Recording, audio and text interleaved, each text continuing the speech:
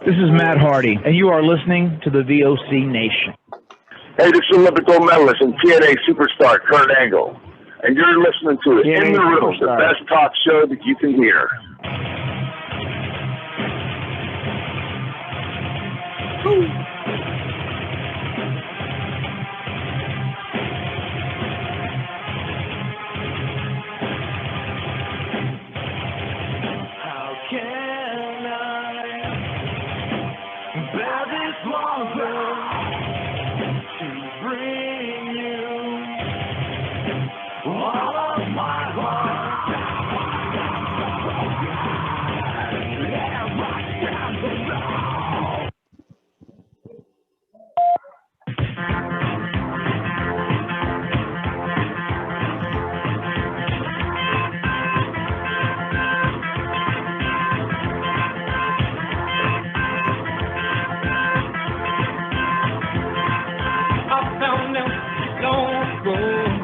Oh. All right, ladies and gentlemen, we're back. It's In the Room on the VOC Nation Wrestling Network, right here live on VOCNation.com and all your favorite podcast platforms as well. Brady Hicks. I've got with me the lovely Kathy Fitz. What's going on, Kathy? Not much. How are you? I'm good. Did you catch Michael Buffer in the Rams game? I get all amped. Oh, What was that all about? That was great. I'm thinking there's $50,000 a pop right there.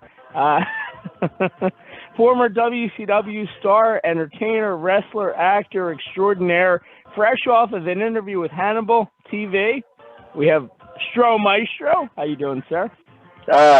Great to be here, man. I come off a busy week, and I was doing commentary for Shockwave Wrestling Saturday, Sunday. I did a seminar for Appalachian Championship Wrestling in West Virginia. I was on the Shane Douglas podcast, and I'm now back home and here with you guys. So I'm blessed to be here. Wow. Okay. Sounds like a busy weekend. How was Shane Douglas? Oh, he's doing great. He looks good. I didn't even know he had a podcast. I didn't either until this weekend. That's why we couldn't get him on ours. You doing that between shifts at Target, or? No, actually, it was a fun interview. We talked a lot about like good old days, and hearing his stories about Steamboat and everything was really cool. So it was a good time. That is cool. That is cool. I guess the easier answer would be who doesn't have a podcast at this point, but good for him. That's cool. We also have Hardcore Kevin Brady once again. How you doing, sir? Well, it's Tuesday night, and that means it's me. It's HKB in the room with Brady Hicks. And Brady, I got to ask, your voice sounds terrible. I know. Were you spending your Sunday evening screaming about how awful that Royal Rumble match was? Or? I think the world was. Also, my question for Stro, I mean, you're on this show every week. You've got your own show on the VOC network. I kind of wonder, why do you need to do shoot interviews? You are a walking, talking, living shoot interview. Well, I guess I got a lot of love to give. So I spread the wealth, right? I just hope that you're promoting the hell out of this show on that Hannibal TV spot. Oh, I'm a promoting freak, man. I'm all over the place. He is. I remember when you first sent I'm sorry, Brady, but when you first sent the link and it just said, Stro shoot interview and Hannibal TV, I thought you were just doing an interview and talking about the TV show Hannibal. That was, that great Silence of the Lambs. I wish I was. I'm a big fan. Because I'm like, that's right up your alley anyway. So I'm like, oh, he's just talking about Hannibal. That's cool. I don't know who this Hannibal guy is. Yeah. Pass the fava beans, right? Yeah. Nice Chianti, Kathy. Oh, please. I was going to say, like, there was a time when I'm pretty sure that Stro did 5 or 6 days in a row on this network alone. Like, at one point, he was like every night of the week he was on. It was one show then another. He is a machine. I don't know how he does it. I get burned out when I used to broadcast 5 nights a week. Yeah. Kathy, you remember that? I used to do the show with Papa Don. I had this show. I was doing the show with Bobby Fish, who's in AEW now. We had a Thursday show too. While I was doing the VOC Nation stuff, I was doing Hell in a Cell. I was like all over the place. It was insane. And shit, I get burned out just thinking about doing this show. Yeah, it killed my love. You're insane. It killed you my lost love. your smile for a while. Yeah. So was I yelling on Saturday? No, not really. And I want to talk about that tonight. Yeah, no, I want to talk about that though. Because a lot of people are really kind of coming down hard on the Royal Rumble, and I want to know honestly, like, did people really think it was that bad? Because for me, I would say it was predictable. I didn't see it, and I kind of figured that Brock won because I watched it kind of in dribs and drabs on Sunday, kind of based around like the football schedule and when I was able to fit it in. And like for me, I saw that he got screwed, that Lesnar got screwed, and right away I thought, well, he's going to win the Royal Rumble now, because that's what they do, you know. But that's the thing, like, isn't that the problem? Like, it was so predictable, and it was so lacking in any sort of creativity. This is one of your 4 big shows of the year. You should really go out with a bang in that main event, right? It should really leave you thinking, wow, that's something I didn't expect. And they found the simplest solution and they went with it. Didn't take any risks, didn't use that as a platform to elevate anybody. I know we were talking on the pre-show planning chat, and somebody had mentioned that, you know, at a certain point it looked like maybe Riddle was up for the bump there, and that's the kind of move you should do. You use the Royal Rumble as this great opportunity to springboard somebody that doesn't belong in the main event of WrestleMania, and move them into a position where they do belong in the main event of WrestleMania. You know, and again, I think I've seen Riddle fight more times than I've seen him work. Like I saw Matt Riddle fight when he was, you know, in the UFC, and I've seen tape on him when he was fighting previously. And I've only seen him probably work 2 matches now since my return to watching WWE's product. And he's good. I'm so sorry about that. I mean, the guy's entertaining, right? Like, you know, I like the stoner character. He's definitely got some ability to work in the ring. I mean, you can do something with that guy, and to not only choose to not put him over in the Rumble match, and, you know, look, maybe he wasn't ever actually realistically considered to go over in the Rumble match, but then to have him just deposited the way he was by Brock, I mean, you just totally bury the guy when you had a great opportunity to elevate him. I had a feeling if Brock was going to lose at the Rumble, that he was going to get involved somehow or another with the Rumble, and here we are, right? Yeah, I mean, exactly. That's what I'm saying. Like, that's, you know, as soon as that whole, and like, all right, cool. So the Roman and Paul Heyman thing was, I mean, it was neat, but then at the same time, I'm kind of like, why does Paul Heyman make that decision? I don't know if there's more backstory there that I'm just not aware of, but just looking at it in a vacuum, it doesn't make a whole lot of sense to me. But, you know, sure, Paul Heyman turns his back on his the guy that he's been his meal ticket for years with Brock Lesnar, and embraces Roman Reigns. Okay, whatever, sure. And so, yeah, you know you're going to progress towards Brock versus Roman at some point, but I don't know, just winning the Royal Rumble there, it seemed, like I said, it was the easiest thing for them to do, and it's disappointing that you do that on one of your top 4 shows. Kind of a couple of things I just wanted to throw out there. First of all, so Paul Heyman spent about a year managing Roman while Brock was away, and when Brock came back, they kind of threw him back with him. I'm guessing just to set up the swerve. At this point, I don't really know, but yeah, I think, you know what, I think Heyman was really effective with Roman Reigns, and I think it can be a good thing. Brock is a good guy. I think, you know what, he doesn't really need Paul to talk for him. Not that Roman does. It just, I think he does. It's an interesting dynamic. You don't think Brock is a good talker? I think he's pretty good. Don't. I never thought Brock was any good, and I think from a, you know, cutting a promo, I mean, he's fantastic in the ring. God, he used to be one of the most entertaining guys in the ring you'd ever see. Like, when he was feuding with, like, Kurt Angle back in the day, the guy was amazing. But no, he never blew me away on the stick, and I thought that pairing him with Heyman has been the best thing you could do with Brock Lesnar. You make him your unstoppable killing machine. I don't need Brock Lesnar trying to crack jokes because he's not funny. He's not good at it. So let Paul Heyman speak for him. Let him be. Let it be like an Undertaker and Paul Bearer kind of marriage. Let's stick with that because now you could pair somebody else with Roman. I think Roman actually has a little, very little, bit more charisma than Brock does on the stick. Anyway, so I think he needs Heyman less. To me, it seems like I don't know. I don't like the move, but what do I know? Okay, you were saying. I feel the same way about Ronda Rousey. I have so much love and respect for her and all she's done in the MMA world and going to the Olympics, and which I've always had respect for any Olympic athlete. But she can't cut a promo, save her life. But she can do everything else wonderful. And Brock, oh my God, the promo he did the other night with Lashley, I would have to say it was his best one, hands down. I mean, he's come a long way in the promo department. I really like that they had Ronda come out angry and scowling and not smiling and waving at the crowd like she was the last time she was here. Ronda Rousey can't face. It fits for her. She looks miserable.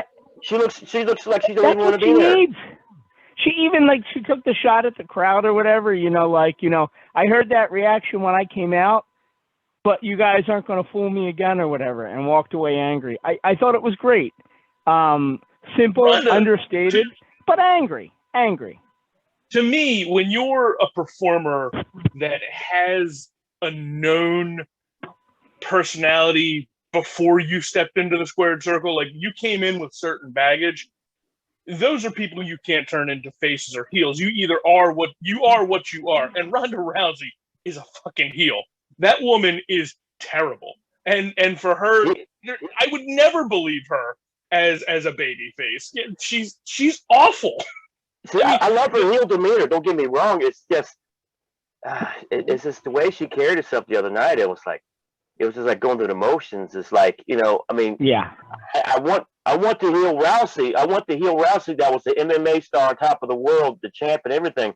But at the same time, I want the enthusiasm. Like, heck yeah, I'm ready to kick some ass. You know what I mean? Yeah, I mean, I think it's very possible that Ronda Rousey is just collecting a paycheck at this point. I mean, how long has she been gone from WWE? 2 years. Yeah. So, I mean, the money dries up eventually. Her husband's not fighting anymore. She's not fighting. They have a baby. Need a paycheck. Yeah. Yep. A couple more things I just want to throw out there. I'm going to give out the phone line number as well. 914-338-1885. Malcolm, I see you waiting. We'll get to you real shortly, pal. First of all, and we've been talking about this guy for the last couple months. I think it's a shame. I'm not necessarily saying that it's over, but Big E. Big E is now back on SmackDown. He's just a tag team guy again. They've dropped him from the title picture. He was supposed to be in the Mania main event. That was the original idea before Brock won the title. Now, I guess he's getting that New Day treatment again. He's just going back to just being another guy. I don't understand the point in switching his brand at this point when you kept him separate for so long. And furthermore, I don't understand if you're going to switch his brand, why you won't keep him in the title picture. I don't know. They spent a lot of time investing in the guy. I'm far from being a great creative. Don't get me wrong. I don't get paid to be in the creative department, and they do what they do best. But it's just look how many people have been looked over here. I mean, you've had Seth Rollins, you had Big E, you've had like Riddle. We were talking about Riddle earlier. All these guys. I mean, I'm like you guys. It's their time to shine. It's their time to grab that brass ring. You know what I'm saying? Yeah, for sure. So the Big E conversation, I think, is a separate conversation from like the Riddle conversation, and I think this is a perfectly appropriate day to have this conversation, given what's happening in the NFL right now with the Brian Flores lawsuit. There's a pattern at work here, and there haven't been a whole lot of black guys that have been the WWE World Champion, and the ones that have don't repeat. You get one run and then they bury it again. I'm not saying. Maybe I am saying that. Look, there's a definite what about Lashley? level. Is that? What about Lashley? He just became champion. I'm sorry, is Lashley a multi-time champion? I don't know. I kind of missed out. Yeah, oh yeah. He was No, champion last year. But I'm thinking Kofi Kingston. I'm thinking Big E. I mean, you go all the way back to Ron Simmons. Click, yeah. I mean, you go back to Ron Simmons. The guy only ever got one title reign, and it was WCW, right? I mean, it's an industry-wide problem, and I think you're just seeing it further and further now. That you give the guy the shine. That he's not the greatest world champion of all time, like The Rock. He's not going to get a second bite of the apple. Right. And that could be. I mean, I don't know if that really played a part in it, but it certainly seems like they wanted to go in a different direction, and I guess they felt like Big E couldn't be their guy for that. The other thing I wanted to bring up, and we were talking about Riddle earlier, so this is a funny story. I don't know if you guys ever heard this, but Vince McMahon, for all his wealth of knowledge of everything WWE, as you can imagine, he just sucks at pop culture. Have you guys heard this? So, like, when Razor Ramon came in, you remember Razor Ramon? You know, this guy? He the bad guy. He was doing Scarface. Vince McMahon loved it because he never saw Scarface.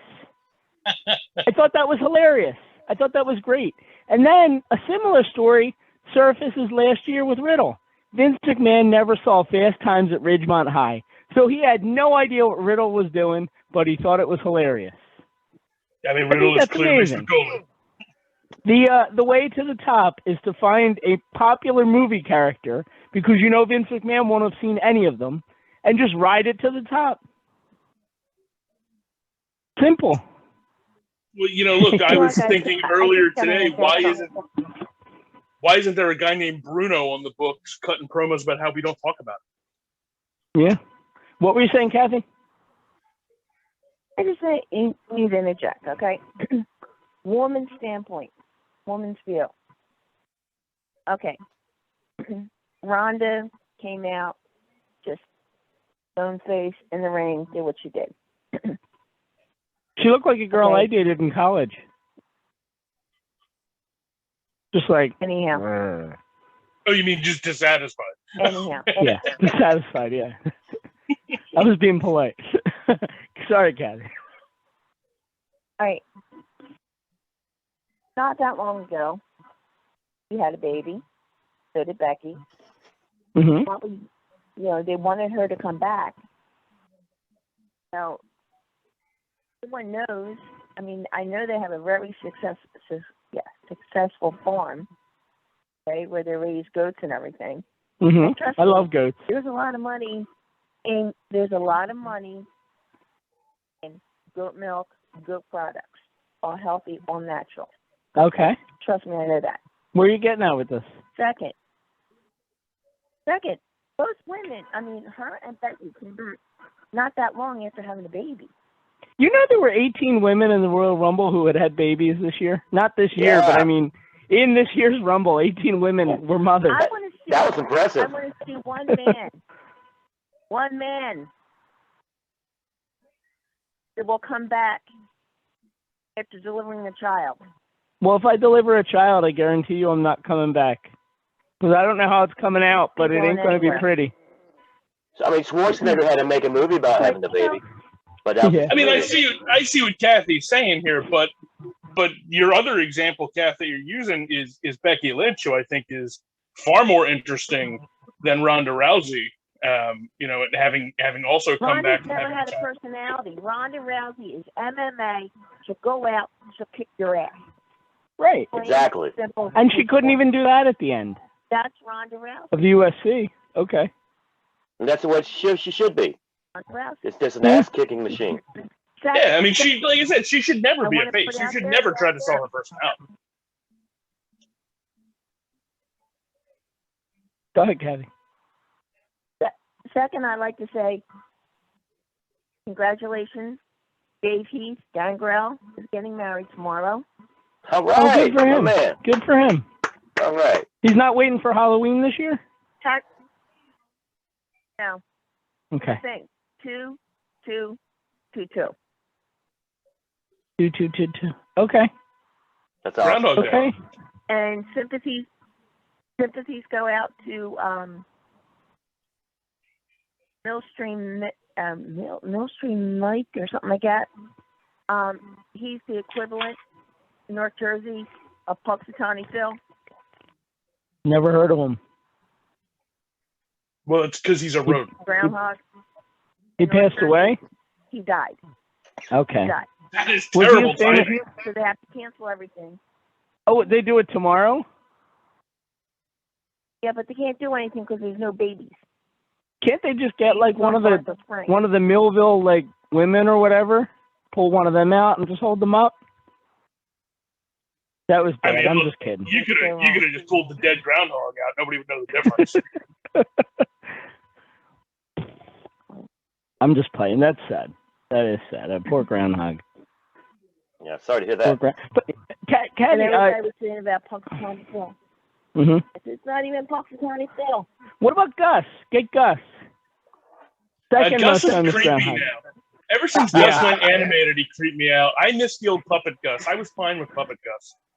Yeah, no, the animated one, and not only that, but he's that friend that just goes around and like they could be talking about cooking hamburgers, and he'll start talking about the lottery because he lives his job and doesn't care about it. He's annoying. Yeah, I He's a wouldn't want to be one-trick- his friend. A one-trick groundhog. One-trick He would not be One-trick fun to have a groundhog, drink with. Not Oh, no. fun to have a drink with. Horrible groundhog. Horrible. But Kathy did kind of allude to a really good point. Matt Grimm actually made it earlier in that chat. We were talking, and so Ronda Rousey, horrible babyface. We all can admit that. Just better when she's angry. Better, just ass kicker. Blah blah blah. And they're positioning her in a feud with either Charlotte Flair, who nobody likes, or in a feud with Becky Lynch, who everybody likes, but they're not supposed to like. And logically, from what I'm hearing, she's probably going to fight Charlotte. That's what it sounds like. So who do you cheer in that match? How do you get the fans to get behind one of them? There's a reason why they don't usually do like bad guy versus bad guy in these matches. It just doesn't work. Well, it's funny. While I was watching the Rumble, I was texting with our colleague, the Hack, and asking him. I said, "Hey, in this Becky versus Dewdrop match, who's the face?" I honestly didn't know, and he told me the Dewdrop was, and she got no reaction, and Becky was getting a face reaction. So having Becky Lynch as a heel, not a smart move. It's why are you going to continue trying to push that? It makes me think of like when at his most hated, John Cena, why wouldn't you ever turn him heel? The fans were never going to embrace him, and you just kept pushing him as your babyface. And look, ultimately, yes, he was a great babyface, but for the longest time, they were just pushing The Rock uphill. Just let him let him be a heel for a while. He was a great heel when he was a fucking rapper. and now we have a match that is WrestleMania worthy. That's going to be at the Elimination Chamber with Lita and Becky Lynch. I mean, I'm psyched for that one. Yeah, in Saudi Arabia though. That's going to be no thong sticking out. For those who are interested in that. Not saying I all was. her tattoos have to be covered. Yeah. Including the one, she has one on her lip, doesn't she? She's going to have to be careful. Yeah, I mean, on principle, I won't be watching that pay-per-view. Every woman has to be covered from neck down. Okay, all right. Yeah. Lita and Becky, man, what a match it's going to be. Wow. Oh, for sure. But like, when you look at Becky and we talk about like, should she be bad? I think that the only reason that they did that was to make Bianca Belair. I think in the term and at the time when they did it, when they brought Becky out and they had her beat Bianca real fast at SummerSlam, and it was like that entire arc was designed to make Bianca Belair a bigger star when it was over. And now, as we get toward the climax of what would be that arc, Becky versus Bianca at WrestleMania, where Bianca wins the belt back, I'm not sure that that's the right move. If you're long-term positioning Becky to be that big star that's going to fight Ronda Rousey down the line, potentially at the next major pay-per-view, I don't know that you want to have her losing to Bianca Belair. I think it would be smarter to get the belt off of Becky and find another way to get it back on Bianca. That's just my opinion, but I struggle to see how that's beneficial to her. I mean, going back to Lita, she looks fantastic, man. My God, she looks great. Sure. And so I'm more excited about this, even though it's where it's at, per se. I mean, I'm really excited about that match, and I'm thinking to myself, why in the hell couldn't that have been a Mania type match? Well, and speaking of women in the Hall of Fame that can still work, I mean, Beth Phoenix looked great out there. Beth Phoenix is still able to put on a great match. She sure she's did. Incredibly talented. I would almost say bring her back full time. Another mama with babies. Beth Phoenix. It was a great show for the women who used to be stars, who have kind of left the limelight to have children. Mickey James is another one. You know, they were all over that show, and they did a great job. Michelle McCool was another one. They were a bunch. How cool is it for Impact for Mickey James to do what she did the other night at the Rumble? I mean, that was cool. That was you never see that. First of all, with the TNA theme, with the TNA belt, Impact. I'm sorry, with the Impact stuff. You've never seen WWE do that. Yeah, me too. But you never see that with WWE, you know, because usually the number one company doesn't need to acknowledge numbers 2 and 3. Well, and that's it. We had this discussion a couple of weeks ago. They've never been in a situation where they had to do this. You know, it's never, you know, they've never been, you know, financially insecure. I mean, there's nothing but rumors all the time now about how Vince is looking to sell. And, you know, from what I can see, Vince is probably looking to die soon, so he probably is looking to offload the company. But you know, they haven't been in a situation, I think, this dire financially. And granted, they're still pretty wealthy, I would assume, but they've never been in a situation where they had to acknowledge the competition and they had to partner with somebody since 1985. I mean. Yeah, you know, it's been that long. ECW, you know. Right. That's the only thing I can think of.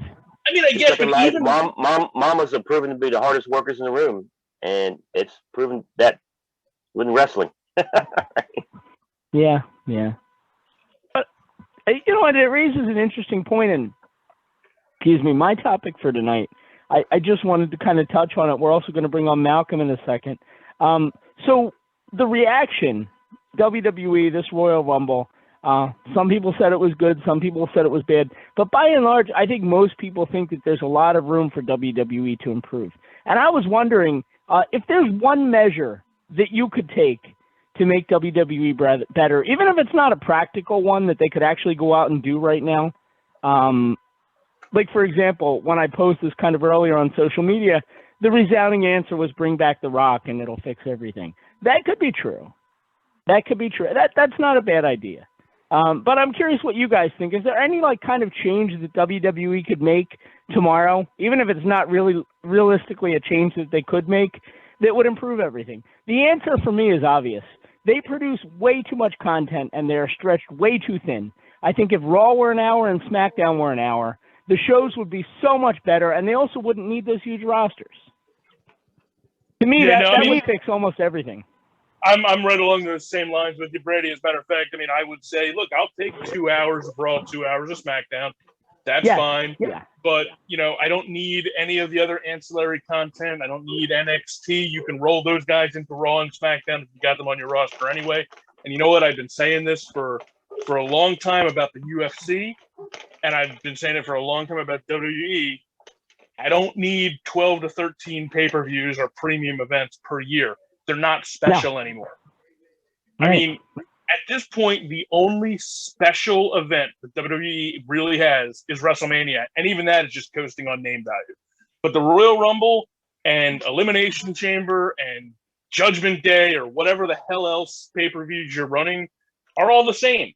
The only thing that ever makes one stand out from the other anymore is if you have a case where you've got a special match tied to it, like, you know, Royal Rumble or Survivor Series or whatever. But aside from that, the impact of what happens in those matches or in those shows is exactly the same. So you're just flooding with content that you don't need and it makes you rush through storylines. You can, it's so much easier if you pare it back down to 4 pay-per-views a year or 5 premium events, whatever. You can let your storylines breathe a little more. You can build things up and let things come to a natural conclusion instead of just forcing everything down, because now you're just, when previously you could have gotten through a year pushing 2 major storylines, per talent. Now you've got to up that. You've got to find more storylines for them because you run through everything so much quicker.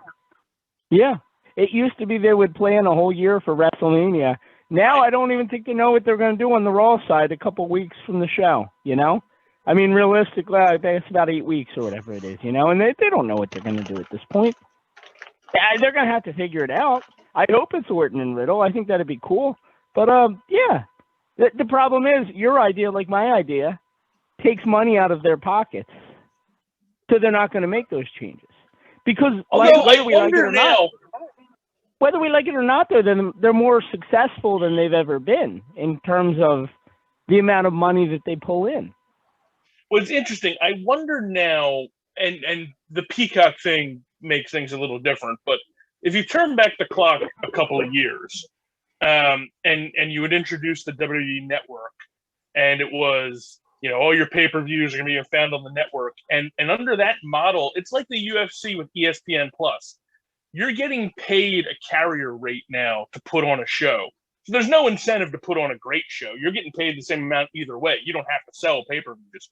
So, when you were on that $10 a month subscription model with WWE Network and you were going to be giving away 12 pay-per-views, the only difference between doing 12 pay-per-views and 4 pay-per-views back then was just the individual gates at the arena. And gate revenue isn't something to be, turning your nose up at, but it's also not Super Bowl gate revenue. It's not on the same level. So you can do 8 fewer shows a year and still make them up in house shows where you're still going to basically sell out house shows. I'm not saying you got to cut back the schedule. I'm saying you need, although you probably should cut back the schedule for the health and safety of your workers, but that's a different story altogether. What I'm saying is if you cut down your schedule of what you're putting on TV, then you can, again, just let things breathe a little more. And in that case, you were getting paid the same amount. Now, I'm sure with Peacock's deal, there obviously is, language that, hey, you have to do 12 major shows a year. So you're it's impossible now to cut that schedule back. It's never going to happen. Right, exactly. And there's less incentive, for the talent to go all out either, because they're getting paid the same either way. One of the big reasons that CM Punk left back in 2014, and a lot of people don't want to talk about it, is because they were cutting the pay-per-view bonuses because they were shifting over to the network. When you're not making $50 a pop or more on these pay-per-views, it makes it very hard to give people pay-per-view bonuses when they do really well selling. So, of course, the talent, now that it's like more of like a commie model, Kathy. Everybody gets paid the same regardless of what they do. Although I would argue, Brady, that under the new SmackDown was on there, the entrance for SmackDown was the big fist. Yes. Yeah. Remember that? Yeah. How many people know they took money out of all the wrestlers' pay for that? Unreal. Oh. To pay for the fist. That's okay. Unreal. That doesn't seem right. Jeez. That doesn't seem right. Now, is the word going around? I read something the other day about they've struck some type of deal with Disney. Have you heard any more about that? As far as a new deal for doing different events, etc. I haven't heard that. WWE Network exclusive. Disney takes exclusive WWE Network streaming rights in Indonesia. A potential preview. So basically, they're going to handle overseas the WWE Network like Peacock, just overseas in some countries. Okay. So, okay. Which is interesting. Yeah. It's interesting, though, for the mouse to get involved with WWE, even if it's only overseas. I wonder what kind of impact on content that's going to bring, because they don't like to put anything even remotely racy on on a Disney property. You know, you're not going to see it on Disney Plus. You know, and not that I would consider the current WWE model racy, but you know. So you won't have Vince McMahon calling Booker T the N-word? Is that what you're saying? I mean, that's None a of that? positive about the deal. that's probably a plus to the deal, but Yeah, you know, probably. I wonder if Disney Plus is going to carry like what Survivor Series 98, was it Survivor Series 98 where Sable had the handprints on her tits? Oh, I don't remember when it was, but Or might have been King of the Ring, actually. Might have been King of the Ring 98. But that sounds whatever like it was, maybe. whatever it was, I don't think that's going to show up with a little Disney logo in the bottom corner. You get like the two little mouses, you know, the mice, you know. 914-338-1885 is the number to call in tonight. Let's go to the phones. Let's bring on Malcolm, and we'll see what's going on in his little world. What's going on, dude? How you doing, brother? My little world. Hey, Brady, before I start, I called Thursday, and I forgot to mention last week on Tuesday, I got so wrapped up in everything. Papa Stroh's birthday was Wednesday. I thought it was Friday, a week after Mike's on the 28th, but it's on the 26th. I'll remember that, Papa Stroh. I got it noted down. But I was at this really cool restaurant here on Northwoods Boulevard, and was it Fridays? Red Crab. Oh, okay. No, it's Okay. Red Crab, and there's this really nice waitress. I had a girl from college that gave me that. What? She kept calling me Love. She said, "What do you want, Love?" I mean, I like that. You know, that was respectful. You know, and Yeah. I had some fried catfish and some fried shrimp, and I told Papa Stroh, if you were there with me, I would buy you dinner for your birthday. I mean, Did you get crabs? I spent $25. No, I didn't get crabs. Good. That's good. Yeah. Protected yourself. Guys got those over in. It itches more than anything. Because they weren't washing. Uh-huh. Yeah, Ricky. I'll tell you what.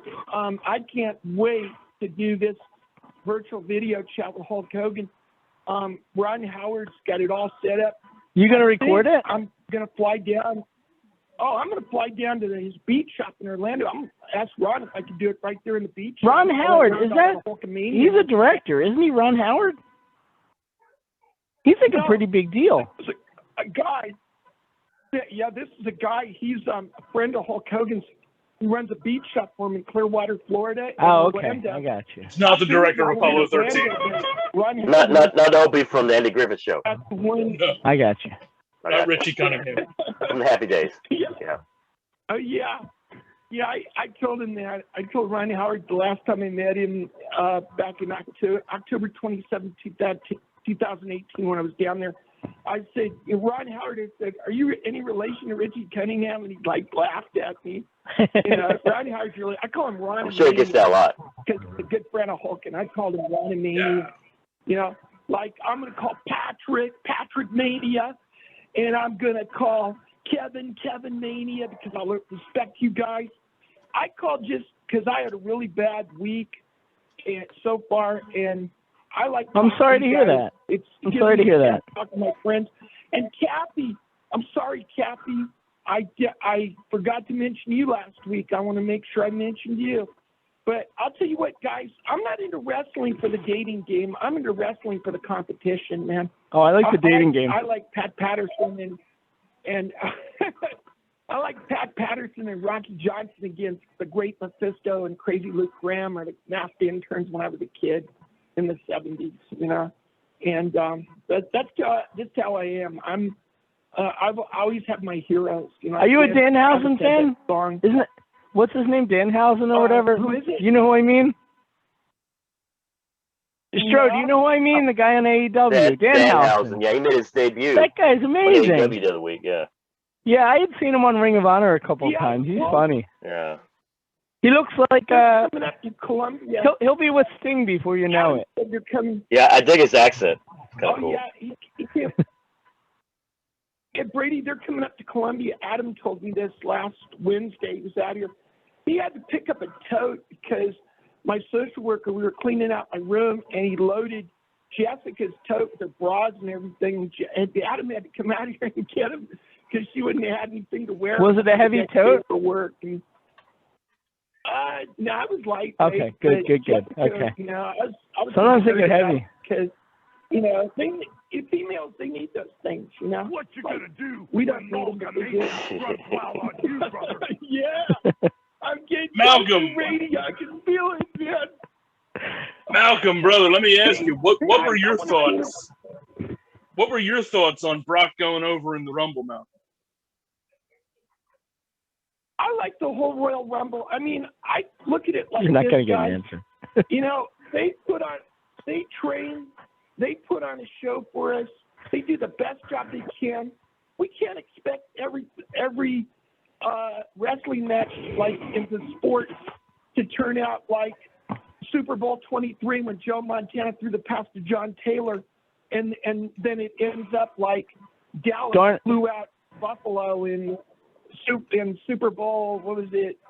I'm trying to remember. I think it was Super Bowl 20. I see where you're, Malcolm. I see where you're going with this, but the Joe Burrow game was better booked than anything on the Royal Rumble show. Well, you know, right down Joe to him Burrow turning is the ball insane. over with 13 seconds left, or 13 seconds in, he turned the ball over. You know why?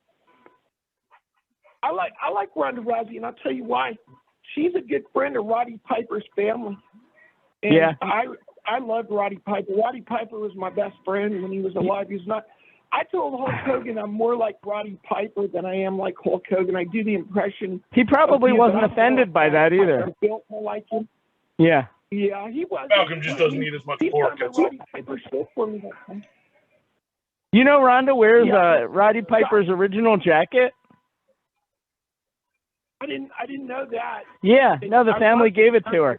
I don't know if she wore his skirt or if that was hers. I'm not It's a sure. kilt, goddammit. Don't call it a definitely, skirt. What is wrong definitely with the you? jacket. Definitely the jacket. I'm not sure about the kilt. Brady, the Heat Master, right here.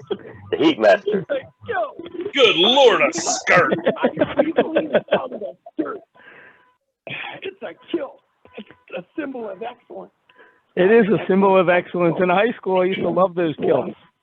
Gonna come up there and smash you with a coconut, Brady.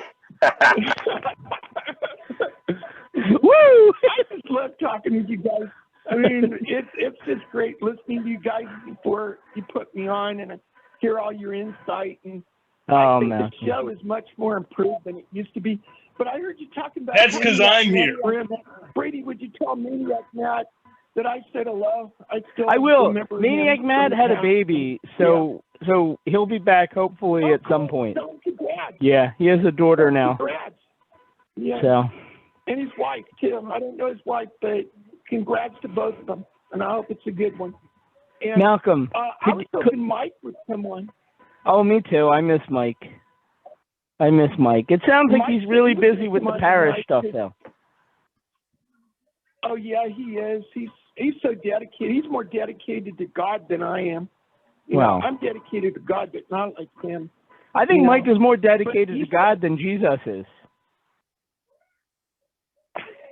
Well, I don't know about that. Mike is definitely he's spiritual to the max. I'll just put it that way. You know, he makes me. You know, I look like a clumsy student starting out compared to Mike. He's a scholar when it comes to religion. You know, I got to say that about Mike.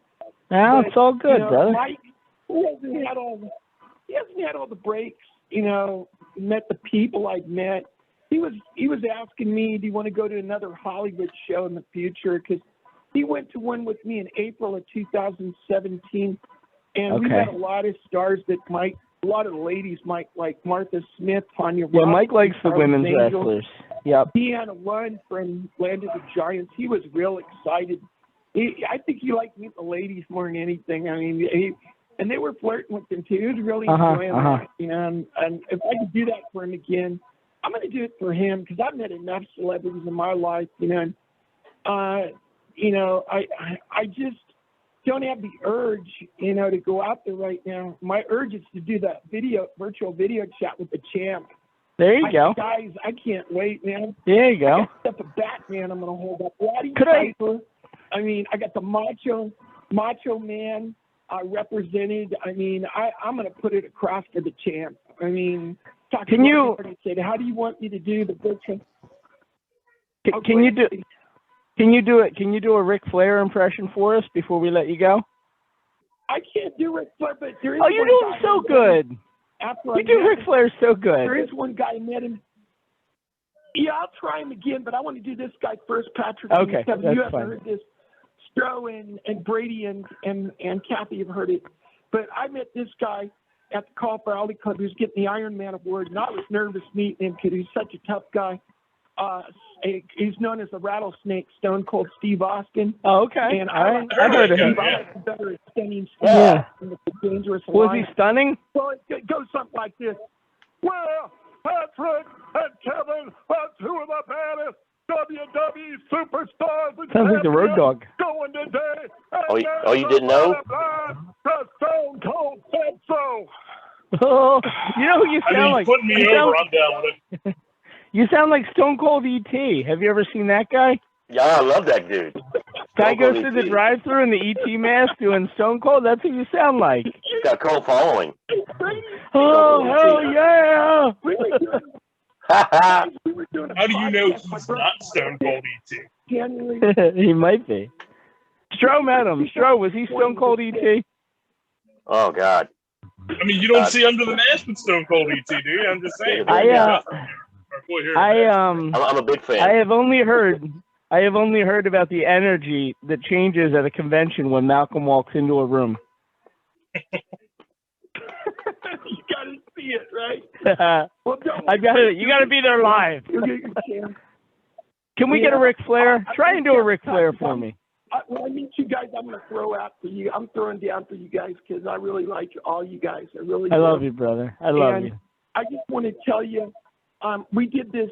I called David Arquette, my friend, the actor, and I've known Dave since we were at the 350, the movie by Evan Ginsberg of that documentary. Yeah. Documentary about old professional wrestlers like Bret Hart, J.J. Dillon, and Wendy Richter. And Ox Basin. And I met Gene LaBelle, the legendary wrestler, that time. We were at the Grauman's Chinese Theater. But I've known Dave since then. And me and Dave have hooked up a lot of places, especially in Las Vegas. And Dave, I called him up. I asked him to pray for my brother. And guess he was doing a podcast with Steve Austin. And I said, "Sonny, Steve Austin."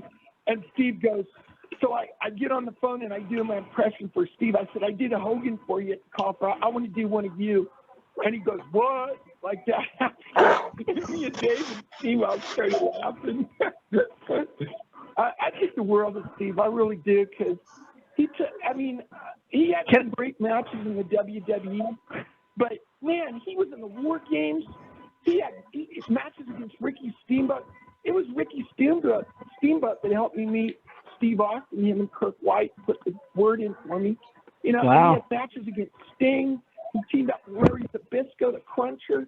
They were a tag team. The Cruncher. And then Arn Anderson. The Cruncher. The other tag team. Yeah, the Cruncher. And then I met. I don't remember him. The Cruncher. Guy. I like Larry. Can you do a Ric Flair for me? Yeah, I'm a big fan of the net. Right. Do the Ric Flair. You're good at it. You're really good at it. Knock it off. Well, excuse me. Brady, what you gotta realize is the Nature Boy is alive. And diamonds are forever, and so is Ric Flair.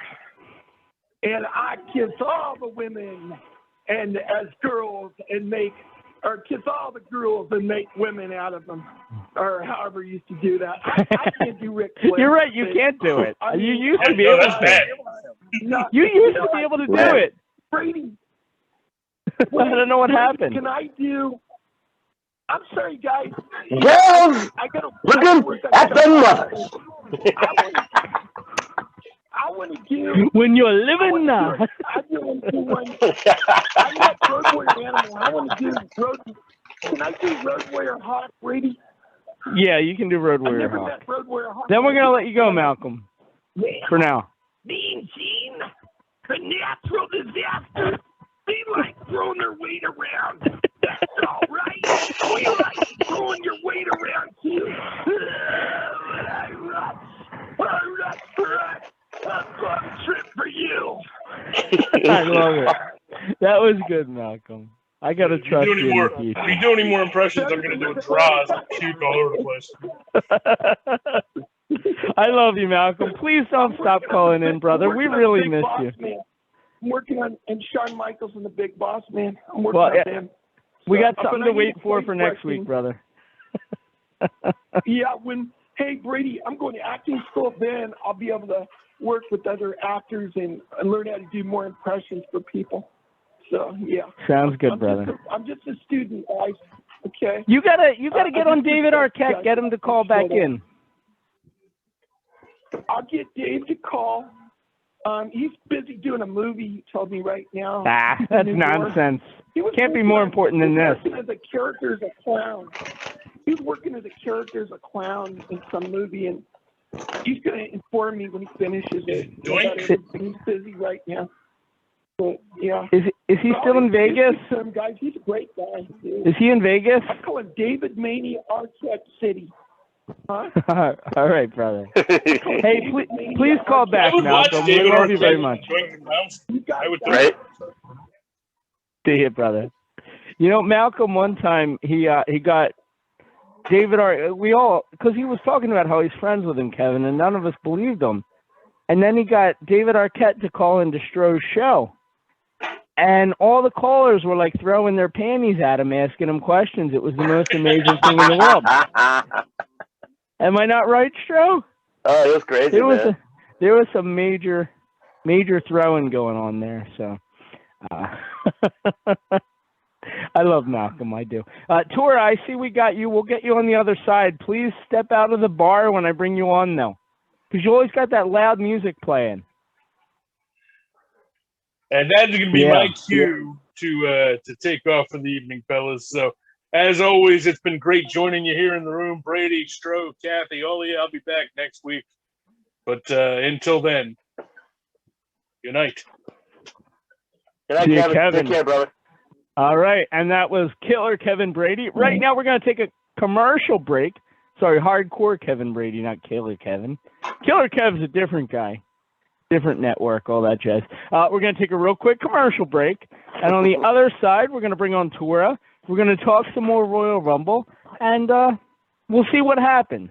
Usually things pan out really well when I don't plan a whole lot, so you can get excited. 914-338-1885. It's in the room on the VOC Nation Wrestling Network, and we'll be right back.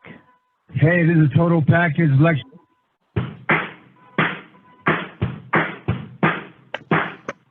We're on easy street, and it feels so sweet, 'cause the world is but a street, and you're on easy street, and we're breaking up the distance. All right, ladies and gentlemen, we're back. It's in the room on the VOC Nation Wrestling Network, right here on VOCNation.com, as well as your favorite podcast platforms. Brady Hicks here. I've got with me Kathy and Stroh, and we're talking the Royal Rumble and all that jazz, how you can maybe fix WWE, and whatever else you guys want to talk about tonight, wrestling-wise or life, you know. Whatever you're feeling, we got you right here. The number to call in, 914-338-1885. Once again, 914-338-1885. And before we jump back into the meat of the conversation, tell us, Stroh, I'm on bated breath here. What do you got going on this week, brother? Oh, man. This Thursday night, WCW Retro returns on VOCNation.com, 9 p.m. Eastern Standard Time. And we're going to be talking about the most underrated in pro wrestling. So if you got a favorite underrated star of your liking, you'd like to talk about, call in, please. And then Friday night, on my Hard Sci-Fi show, the Stroh Zone, at midnight Eastern Standard Time. on my Facebook page, facebook.com/Stro the Maestro. The feature will be Phantom, the Phantom from 1,000 Leagues from back in the day. So please tune in. Very cool. I got a good underrated one for you, actually. Awesome. And it's somebody that I thought for a long time, and like he was always kind of there. And like I know back in the day he clashed with the Click a little bit. So like there were always some issues there where like he never quite got to where he could have been, I thought. But he spent major time in both companies. And later on, he kind of reinvented himself in Ring of Honor. I'm talking about PCO. Yes. Pierre Willette. That guy is an underrated guy. Yes, and if you think yes, he accomplished everything he did with only one eye, it's amazing. It is. Yeah. And if you look at him now, he looks better than he did before. He did. Oh, he looks great, don't he? He reinvented himself, yeah. He's finally getting, I think, that recognition that he always deserved all along. I mean, God, 25 years, yeah, probably more than 25 years ago at this point. More like 27 or 28 years he's been going like that. Amazing. Yeah. Yeah. And all those issues with WWF supposedly just because he didn't want to lose to Kevin Nash in Montreal one time. Because they were promoting a show there the next month. Uh-huh. Wow. And I guess Nash was the champion, so he wasn't happy about that. Mm-hmm. Yeah, I've always been a big fan of his. And he's a really great guy, too. Yeah. We had him on the show a couple of years ago. He was amazing. He was there with me, I think, when Benoit and I tried out with WWE years ago. Really? Yeah. Great dude, man. He's a good guy. He is a really good guy. And, yeah, even just like his tag work, like with the Quebecers and stuff, like he was just so good. You know, I was a fan of the Quebecers. Really, I liked him. He was an agile big guy, you know? Mm-hmm. Yeah. Which is funny because now he just looks like a jack dude, but back then, no, the guy reinvented himself for sure. So, yeah, have to reach out to him, see how he's doing. Been a little while. From him. Yeah. Yeah, good old PCO. They're doing. I don't know if you've been watching Impact, but they've been doing like a Ring of Honor invasion in Impact, and he's been part of that. It's like. Cool. Yeah, it's Mike Bennett and Matt Taven and Maria and PCO, and there's like one or two other people involved as well. Oh, that's cool. So, yeah, it is pretty cool. They actually had Carrie Silken on the last episode. Oh, nice. Yeah. Oh, cool. Wow. Yeah. But if they win their match at the pay-per-view, then the Ring of Honor people can stick around in Impact. So I think they're going to be sticking around. So. By the way, speaking of Ring of Honor, I did want to come in the Philly thing. Yeah, they're doing a 2-night thing, right? Yep. In the month of March for all the conventions. Yeah. It's going to be nuts. Oh, it's going to be insane. Yeah. I'll have to see because I'm going to be traveling some for work, but. Mm-hmm. The big event in New York. Icons in Philly. Icons. Battleground that night. And then help me, there's another one, and Impact. And Impact, yeah. And there's more than that, I think, but they're the ones that kind of jump out at me. And speaking of Ring of Honor, they're supposed to be making their return in March supposedly, and they announced that they're going to be doing a Hall of Fame induction. I think it was March 5th or something. Mm-hmm. So they're still around. Yeah. Yeah, they're inducting the Briscoes, I believe, for their first class for the Ring of Honor Hall of Fame. Very well deserved. For sure, for sure. Deserved. And they're not going to be the only ones, but those guys have been on every show. Yep. So, I like them boys. You know, they're not always aesthetically pleasing, but they're good guys. Actually, their aesthetically pleasing promo is one of my favorite promos ever. When they talk Stro, did you ever see it? They were talking about like why they'd never go to WWF because they weren't aesthetically pleasing. Oh, their promos are great, man. I love those promos. They're great. Yeah. It just baffles me why AEW don't jump on them, man. I mean, they're like one of the best teams out there. I still think they're going to. I actually heard like 2 months ago that like AEW wanted like some footage on them for something. So I assume that at some point they're going to be bringing them in, but I don't know. Maybe that fell through. I don't know. I remember once when I first started with Pro Wrestling Illustrated, I went to the Armory in Northeast Philly, kind of like, and that's like a big like venue for like a lot of the early Ring of Honor shows, you know. And they had this brawl, and I don't remember. It was the Briscoes against Necro Butcher and somebody else, and I don't remember who it was. Kathy, you were probably at that show too. Yeah. But I was seated next to the Briscoes' dad, and I didn't know that he was their dad. They were just like all these bikers.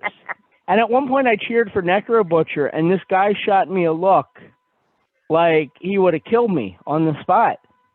And I just had no idea. I just had no idea that that was their dad. Wow. I've hung out with Necro Butcher a few times, man. We watched a lot. Oh yeah, me too. Yeah, I remember like we used to go to the bar after like Ring of Honor shows when they were doing the HDNet tapings, and that was like that was really how I became friendly with like Adam Pearce and Austin Aries and there were a bunch of those guys from like that time period. What's the other one? I can't think of his name, but he was in WWF too. Brent Albright. So there were a bunch of Brent, bunch of them. So like we would always go to the same bar after, and the HDNet, they would roll into town once a month. So we always met at this bar, and I got so friendly with a lot of those guys back then. And like I can remember Necro Butcher coming in, and he didn't want to hang out at the bar. He would just buy his like 6-pack of Natty Ice or whatever, and then leave.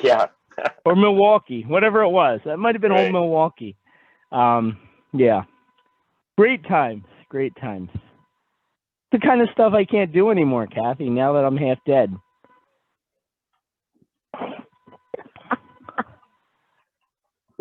I gotta choose my bookings carefully. 914-338-1885. Let's go to the phones. No, not Malcolm. Sorry, Malcolm. I'll get back to you though later on if you're still on and we have time. But we're going to go to Tora right now, and Tora, of course, we were all surprised to see her. Stro. She actually was in the Women's Royal Rumble. She was the 31st entrant. I don't know if you saw her. Oh wow! But she was there in St. Louis, hometown crowd. She actually knocked out Molly Holly. You might have missed it. It was she got after the cameras went off. Nikki ASH? Wow. Yeah, well, that's how fast she strikes. What's going on, Tora? That's amazing. Oh, nothing much. We're about to get rain and snow down here. That's what I got. 12 inches of snow. I would have given you 12 inches of snow. I got it out front right now. You want it? I guess so. Okay. It's not supposed to snow, isn't it? Like you live in the South. Like, they don't get snow where the Waffle Houses are, do they? Yeah. I mean, I'm not talking about, like, when a tornado brings snow. I mean, like, do you ever get, like, snowstorms, really?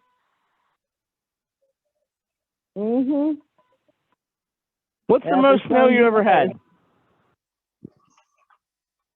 Probably... I say like 8 inches. 8 inches, okay. Okay. Well, I call that a good day, so...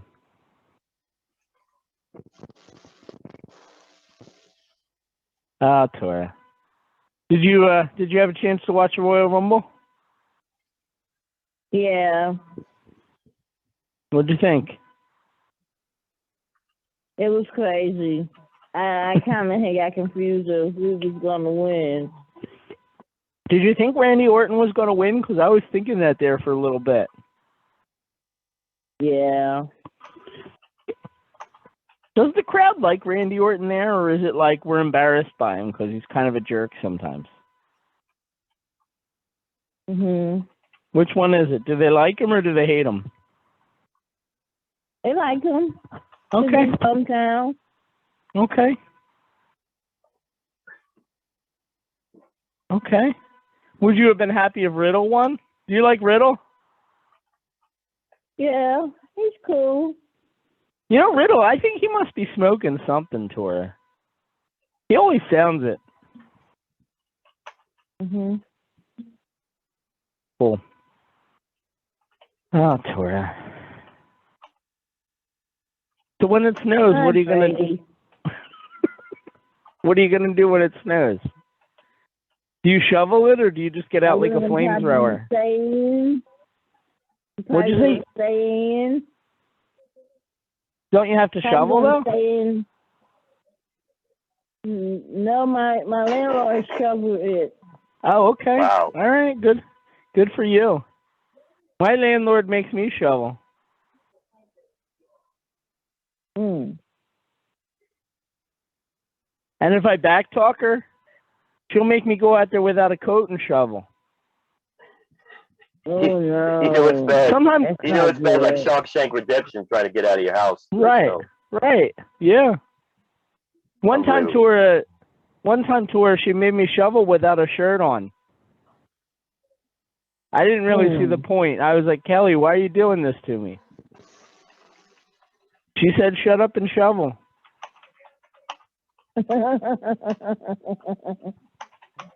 Oh, excuse me. I'm good. Did you have a favorite moment from the Rumble, Tora? The favorite moment was probably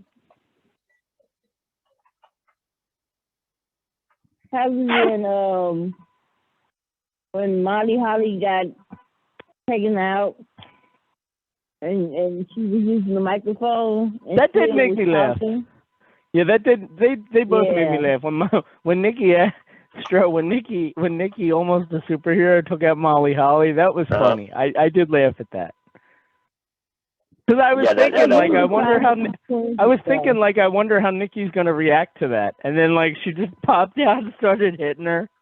That was funny. And then the Rhea Ripley thing with like right to censor, I thought that was really good. Oh yeah.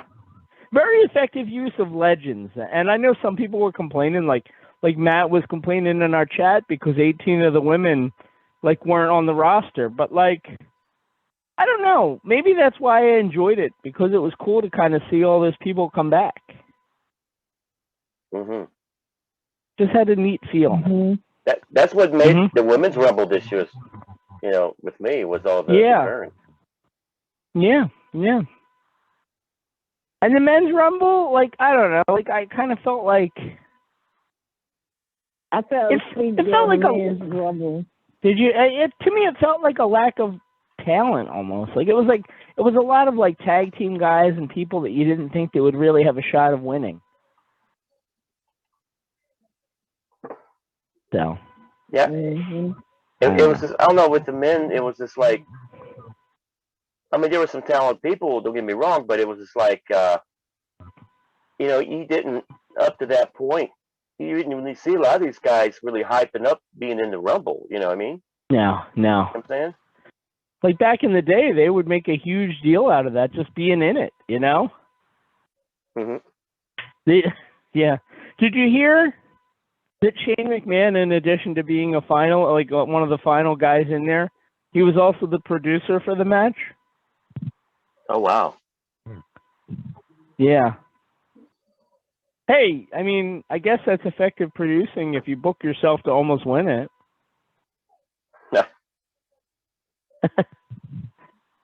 Even with him being in it, I mean, I don't know. Rather than being surprised, you would think that they're gonna cool angle with him like weeks prior, you know, pushing that he has a viable chance of winning the Rumble. You know what I mean? Right. Oh, that's The Undertaker was there. Too many surprises. Yeah.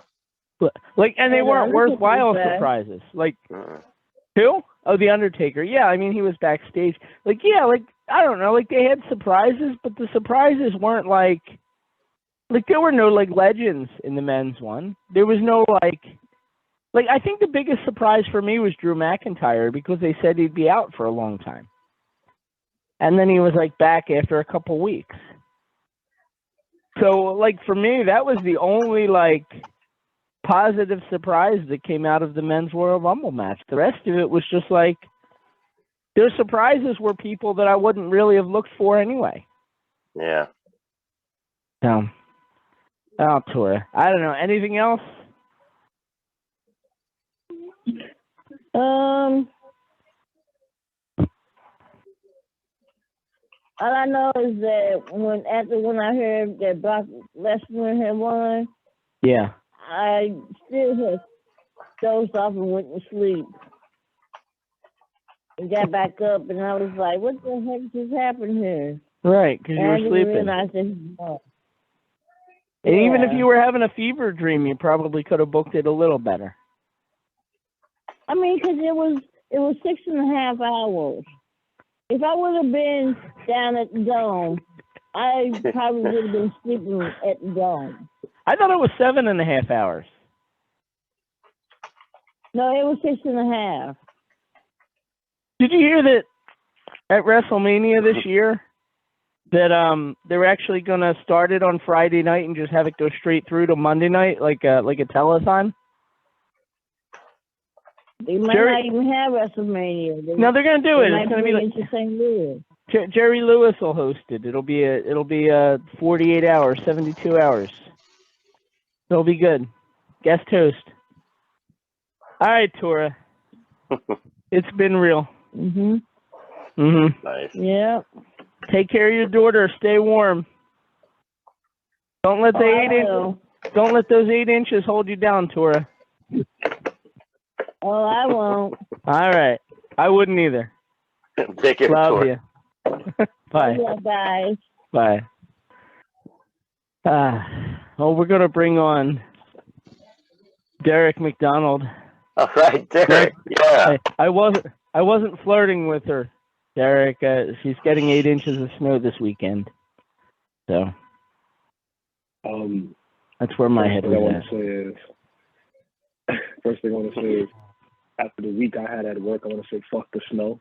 If it never snows again, it'll be too soon. I thought, wait a minute. This is the guy that doesn't see snow falling, he sees money. I'm old now, Brady. Okay, I'm old. Okay, that was younger than it. I don't have the energy anymore. Yeah. Fucking hate the snow. Well, that's what I told my mom. My mom's like, "Are you excited that it's snowing?" I was like, "No, it's the wrong color. It should be brown." Because that's what I see when it falls. I had to watch the Royal Rumble from a snowplow, which that sucks. Made it crazy. But, Wait, were you driving and watching it? No, I would park. I would pull over, and I'd sit and I'd watch, and then I'd get in the truck again, and I don't know what the callers have said, but I thought Royal Rumble was. I think you said it best, Brady. It was an okay show. Like, it wasn't that bad. It wasn't anything great. It was just okay. It was a predictable show. To get where we didn't think that they should have gone, that they decided that they wanted to go. Yes. I'll tell you what. People are so upset about it. I'm far more upset about Big E, and finding out that Riddle could have won it and they took it away from him. I'm far more upset about those two things than I am about anything that actually happened in the Rumble. Me too. And a part of me wondered with E, I wonder if he had some type of connection to Kofi, and then when Kofi had the mistake and eliminated himself and kind of ruined, because they just dumped Big E out like he was just a guy. It's like he was the world champion. It's like the last 7 months never happened. They just dumped him. So I wonder if he was tied into Kofi. And yeah, the thing with Riddle, because if you watch these shows, like if you watch Raw, if you watch it just based on crowd reaction, you would think the biggest stars were Randy Orton and Matt Riddle. Just the reaction they get from the crowd in every city they're in. I mean, to the point where they're booing Otis and Chad Gable like they're, you know, Mr. McMahon from 1998. Right. Yeah. And it's I would have went with Riddle. Brock could get to Roman without having to win the Royal Rumble. He didn't need it. There was a million ways you could tell that story, and him winning the Rumble wasn't necessary. They still could do it, but now they got to have to get Lesnar out of the Elimination Chamber without destroying his credibility. So I don't understand, like, why do they paint themselves into corners like that? Like, do you think that Lesnar's actually going to win back that title and they'll go title for title? Maybe the goal is to get Roman on both shows. Yeah, I would say but it seems like they want Mania to be a 2-night event now. Yeah. So you're going to need a main event for each night. That's the thing. Well, I'm assuming Ronda's going to be the other one. Yes, she'll be one. Yeah, I guess you could. But if you're Fox, if they said, you know, Ronda's probably going to be on SmackDown because Fox wants her. If you're Fox, are you happy sharing Roman with the USA Network? Because I wouldn't be. No. I mean, I wouldn't think so. But I don't know. It's weird. I'm a New Day fan. I've told people, but the fact that you just take Big E, you put him back on SmackDown for no rhyme or reason, and you just make him Kofi's tag team partner again, it's like, well, what the hell are you doing? What was the point? When they were in Philly, they did a match with Seth and Big E on Raw. And I remember, like, I took my mom's colleague from work, and, you know, we're sitting there. And he asked me who I thought it was going to win, since, like, Big E had just lost the title and Seth was challenging for Roman's belt. And I said, I thought probably Seth, but I thought that was a shame because it's only going to continue to mess with Big E's momentum.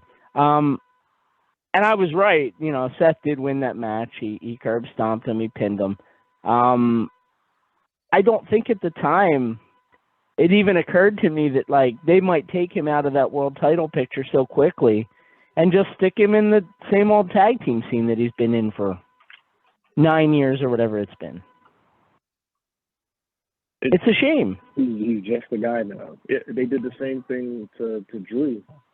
Drew lost the belt. Like, he became just another guy. And it's a shame. And, you know, I have nothing against Ronda. I have nothing against Brock. But here we are, Mania season, and you're pushing the same couple people. The only new face is Lashley, and he was the champ last year. And I don't see. I mean, I suspect Ronda's going to fight Charlotte because they'll want her to win, and I don't think she's going to beat Becky. So that at least gives them a year to figure out what they're going to do with Ronda and Becky. That's why I think she's going to work Charlotte this WrestleMania. But basically, there isn't a plan right now to make another star out of Ronda Rousey being there. Like, at least last time, there was kind of an end game to it, even if it wasn't what they envisioned originally. They were able to make somebody who was about on equal footing with her.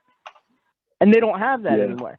I mean, honestly, I probably would have had Ronda get into a feud with Bianca Belair. Not for the title.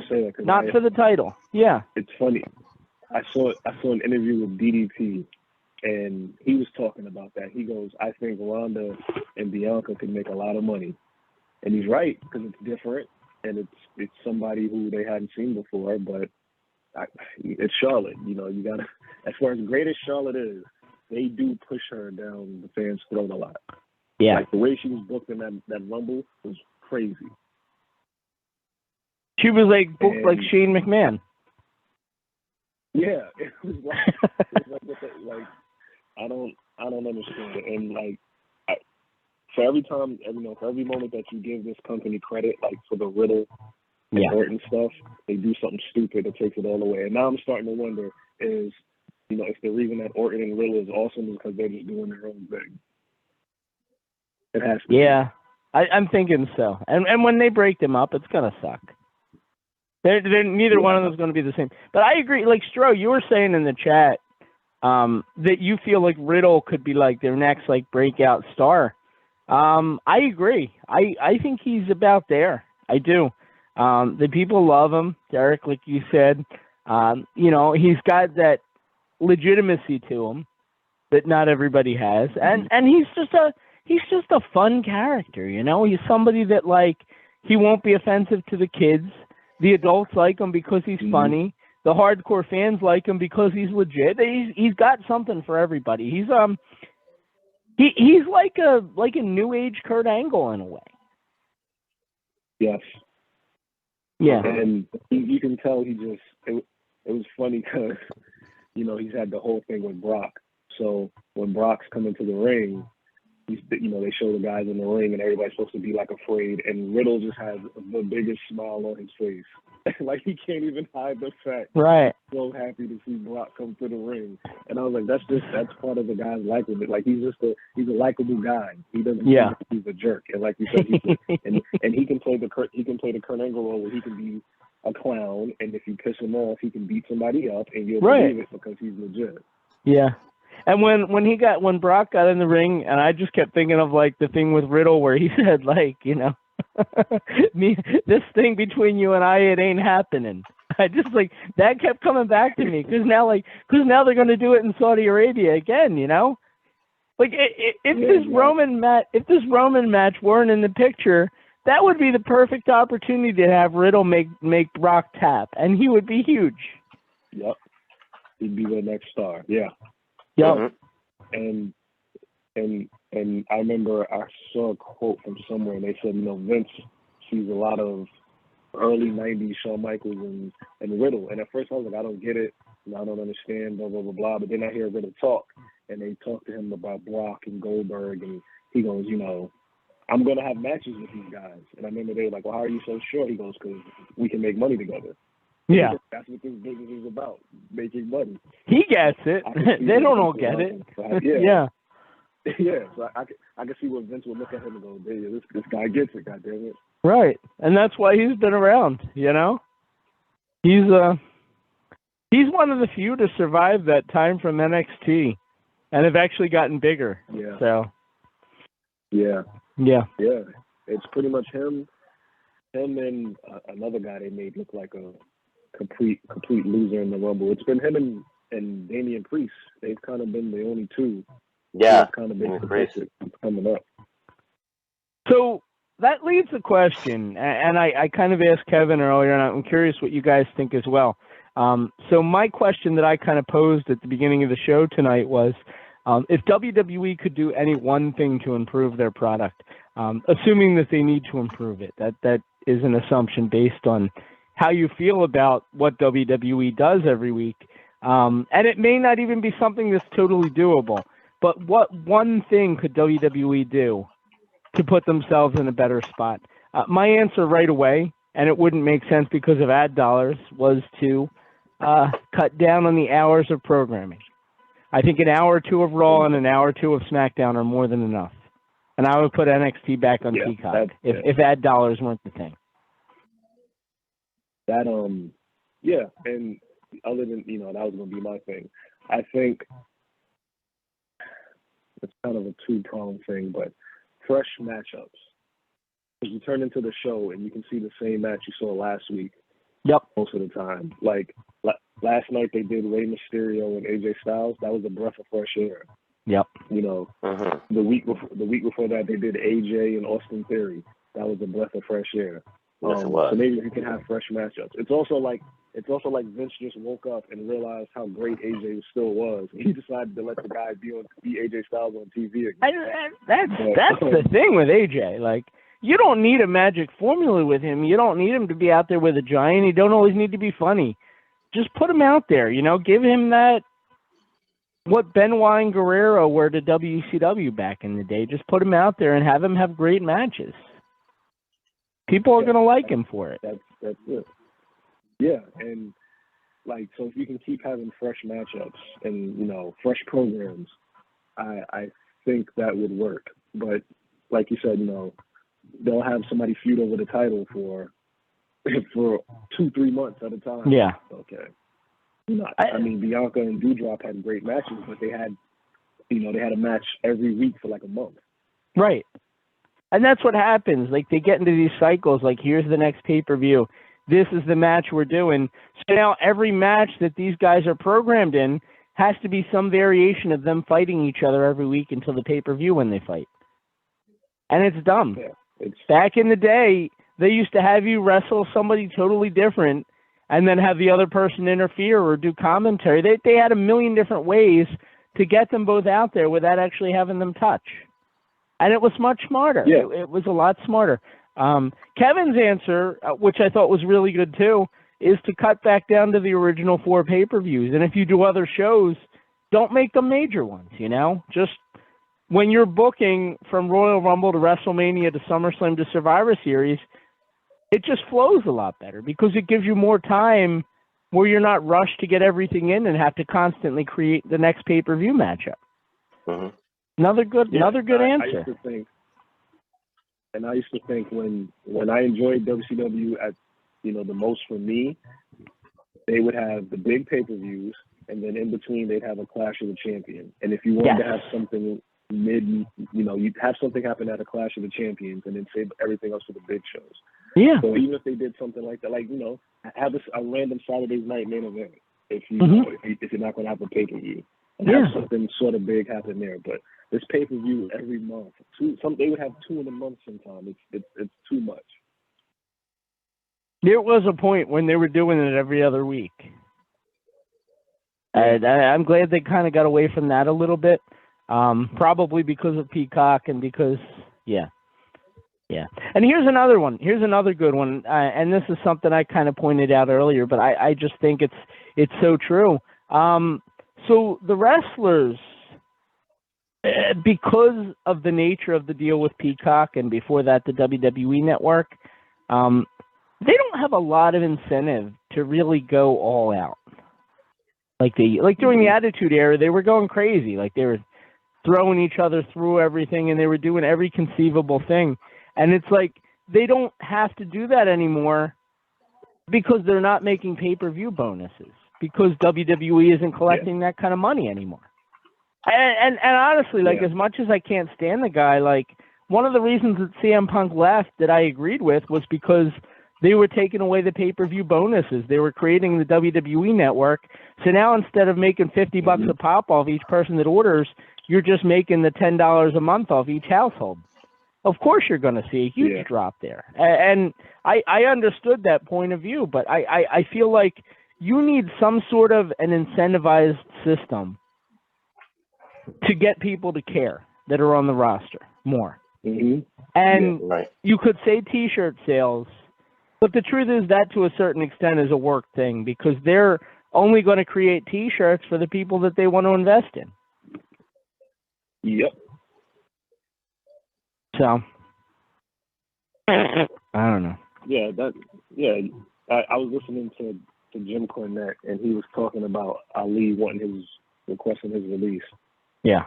And he said, when Jim Cornette goes, there was a time where WWE was the place to be, and if you were unhappy, you would bust your butt to get a better position so you could be a top person in that company. He goes, that's why the Attitude Era was so great, because everybody wanted to be great on TV. No matter how bad, he goes, Road Dogg and Billy Gunn hated their creative, so they became the Outlaws. Triple H hated his creative, so he joined Shawn, and they became DS. He goes, nowadays, when talent are unhappy, instead of going, what, Vince, give me an opportunity to do this so I can make you money, he goes, they just leave. Either that or they're complacent. Less money. Yeah, he goes. Yeah. And Vince has to, and of course Vince is out of touch. Anybody who watches the product can see. He goes, but you have to. Vince has to. Part of being a great leader is knowing when to give the reins to somebody else. And he tried to do that with Bischoff and Heyman. And when Heyman had control of Raw, for the most part, it was a better show. Now it wasn't. It was. Buddy Murphy was on TV, and there was, Rey Mysterio and Rollins and all these other guys, and Apollo Crews was getting a push, and the Hurt Business, all that stuff came into fruition, and the fans enjoyed it. Yeah. But Vince is going, we're getting the same rating. Why am I giving you all this control? I can get this rating when I'm in charge. And Right. he has to get out of that mindset. I don't know if he ever will. I think we're gonna have to wait till he's either too sick to do it or until he passes away. I don't know. He has. I don't know who's gonna do it because everybody's like, yes, man, it's Pritchard and it's Laurinaitis, but Yeah. somebody needs to sit Vince down and go, look, you're making millions of dollars. We could be making billions of dollars if we had a better product. I sadly, I think the guy that's in his ear the most is Nick Khan, who probably is the guy that's convincing him to operate like this. Yep. Because he just sees the money coming Nick Khan's in. I'm about to say he's a Hollywood agent, so he just figures if it's making money, it's working. Yeah. That's terrible. Well, let's go to the phones and see what some other people think. I'm going to go to Steve down in Virginia. What's going on, brother? How you doing? Oh, just the man with the plan. Listening in. Do you have any ideas Just for see how that to Brian fix? Kendrick is see that Brian Kendrick's on Dynamite tomorrow for Wednesday. Did they sign Brian Kendrick? Really? I didn't know WWE released him. I knew he wanted his release. I don't know. I don't know if they signed him, but he's announced for Dynamite against John Moxley. So I guess Wow. he got his release then. I'm convinced. Yeah. I didn't know that. Moxley, I'm convinced he's leaving. I'm convinced now. After the last couple of weeks of television I've watched, I think it's just a matter of time before he's main eventing a Mania with Rollins and Roman. Wow. He was a part of the whole. I think he was a part of the whole setup to the Rumble match. He was like in the feud. And he wasn't Dean Ambrose either. He was Mox, which was strange because they've never done that. I don't know. Yeah, but and yeah, you're right. Like if you watch like Dynamite, he hasn't done a whole lot since he's been back. They kind of dissolved like his alliance with Eddie Kingston. He's not really involved in any noteworthy feuds or anything. Certainly nothing long term. Eddie's hurt right now. And it looks like they're going to put Eddie with Santana and Ortiz, which Yeah. they should have did from the beginning. I don't know why the hell they were with Jericho, but and you know all the interviews I saw Rollins and Roman do leading up, like all the media appearances they did, they're talking about why they mentioned him in the promo, and Roman's talking about how he's good friends with Moxley, and you know he's closer to Moxley than he is with Seth, and then Seth's talking about how he's so. You know, WWE likes to control everything that these guys say when they're in the media, and I don't think it's a coincidence that all this is getting through the red tape all of a sudden. It's yeah, I don't know. Steve, you have any ideas for how WWE can fix themselves? Just one simple idea? Pretty much what Derek just said. Put someone else in charge, like Paul Heyman or Eric Bischoff and Triple H. Triple H can't do it because he's got the health issues. Yeah. It's interesting because, like, they've tried that a couple times now over the years, and before it can even gain any sort of momentum at all, they always switch it back. How many times has Heyman been in charge of the show? 4 or 5 times now? Well, he was in charge of SmackDown years ago, and that was actually pretty well received, right? At least by viewers. And then like Derek said, he took over Raw a while back, and they kind of nixed that too. So. And I think it was partially because like they wanted Eric Bischoff on the other side. I understand, but like when you have Paul Heyman doing head creative for a show, you know that show is going to be totally different than the other one. And I think that's so important with a brand split. You don't want 2 shows that are the same just with a different color. So that's why it's so important. For the past year, Roman has been like the guy in wrestling. He's anywhere in any company.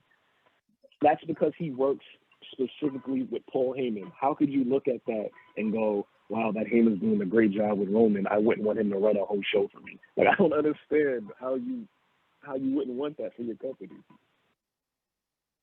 I don't know. It must be an ego thing. It's the only thing I can figure. Yeah, I was just telling somebody on Sunday that Paul Heyman's too valuable to let go to a AEW or an Impact. And it's funny how he's brought up here. See, I don't know if he'd work with Tony Khan because it seems like he likes to be in control of everything. Yeah. Well, yeah. He has a. I'm just referring to the rumors of him possibly going to TNA, a decade ago. I remember that. And the only reason that didn't happen supposedly is because he wanted so much that Dixie didn't want to give up. Yeah, exactly. The company. Yeah, and he wanted to get rid of all the old guys, and he said he wanted to build a company. He said he'd keep 2 older guys, Sting and Eric Angle, because they could still go at that point. Yeah. And he said he wanted to bring in Steen and Danielson and all those guys. He essentially wanted to make it NXT, basically, but NXT. Yeah. Exactly. Yeah. He would have had Cole in there. Yep. Oh yeah. No, it's true. It would have been. It probably would have put Ring of Honor out of business, but it would have been an amazing show. So. But Vince sees something in him because he never lets him out of his sight for too long. Like they fire him and they bring him right back a year or two later. Like he's never too far away. Yeah. From Vince to bring him in and be a part of the company. So they obviously see some type of value in that. Stro, did you have any thought about how hold on. Did you Stro, did you have any thought about WWE, how they could maybe improve things? I mean, we've thrown a lot of ideas out here, but I don't know that any are really things that they would actually do. Well, I've been hoping they would go back to the formula that brought them to the top to begin with, especially during the Monday Night Wars. What brought them back to prominence was the fact that Vince took a bunch of young guys at the time, the young Austins, young Rocks, and Foley and Taker and all that, and built them to be household names. And they're the ones that pulled them out of the rut with the Monday Night Wars because the WCW was kicking ass up to that point. And so they created their own stars. That's right. And right now, they have a golden opportunity. They got a bunch of great talent right now. They can do the very same thing with and build them to be household names. And if they'll do it, you know what I mean? It's a great idea. Yeah. You know what I mean? But again, to do that, you can't have Brock win the Royal Rumble every other year. I know he's only won it twice, but it feels like he wins it every year. Brock don't need it. No, he don't need it. At this point, he's too big for it. You've got him penciled in for that main event. Make somebody else. Exactly.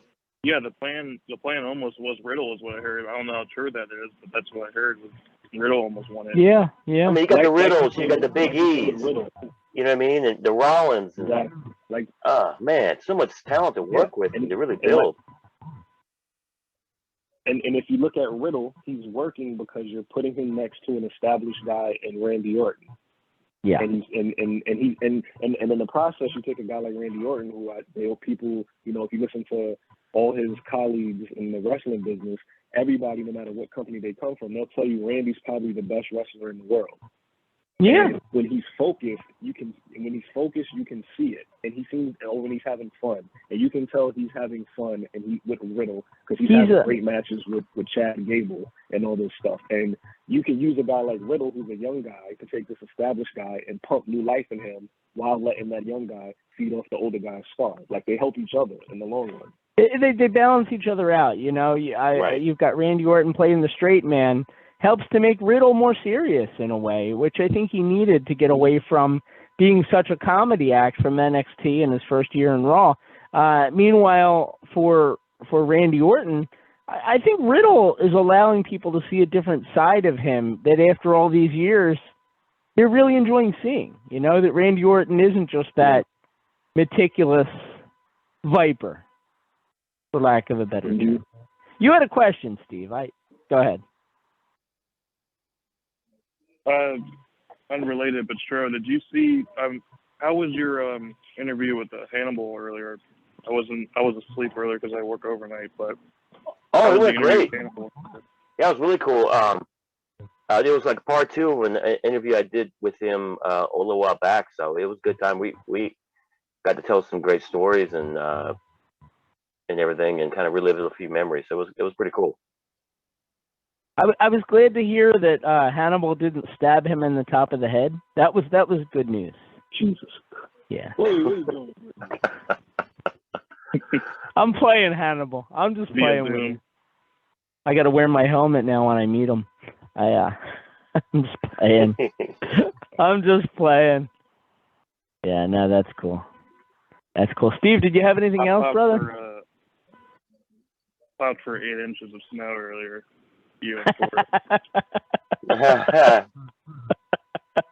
Don't encourage him. Don't encourage him. He'll keep doing it.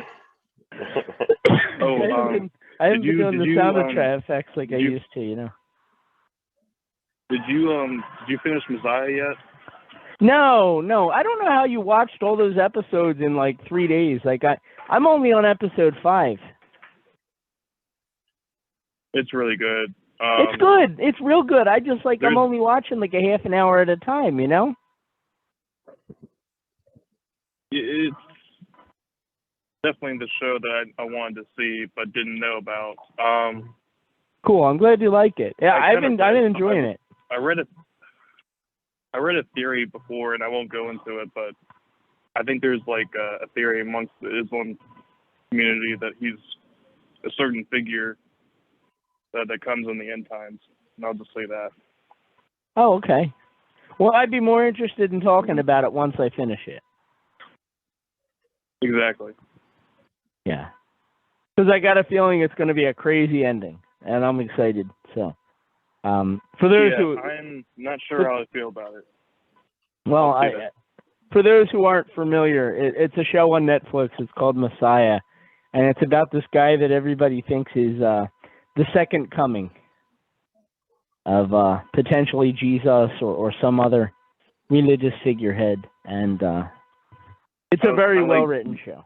I like that they cover government intel and Palestinian-Israeli conflict a little bit. Yeah. So there's a bunch of stuff that's in it that'll have my interest. Cool. Well, I can't wait to talk with you about it once I'm done, but I don't move as fast as you do. So, anyway, Steve, great to talk to you, brother. And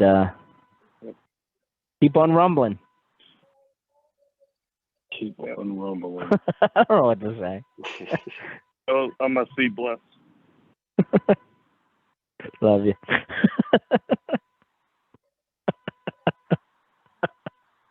Oh, boy. All right, let's see. So we got Dustin. Let's get Dustin on before we're out of time here. Dustin, I don't know if I should be saying I'm praying for you or congratulations or maybe a little bit of both. How you feeling? I'm good. Yeah. That's life-changing, man. Yeah. Can I tell people on the air? I haven't really told anybody. No. Sorry. No. I can't? Oh. Not even the good news? Not. Wait, we're keeping the good news not a on secret? the air. No. Yeah, not on the air. You can tell everybody off the air. Okay. All right. Yeah, everybody. You can tell everybody when you're off. Like it's not on the air. So you want me to get off, then tell people? I got you. Okay. Yeah, no. After you finish the show and stuff later on, just when you get around to it, just tell everybody. Okay. Oh, if I didn't know any better, I would think somebody was going to be a father, but that can't be the case. Go ahead, Brady. Yeah, I'm not sure. I mean, I can't talk about it, so. What do you think about the Royal Rumble, Dustin? That's Vince McMahon's baby. It sucked. See what you did there. It sucked. It just the really? first match ruined the entire pay-per-view. The first match ruined the pay-per-view?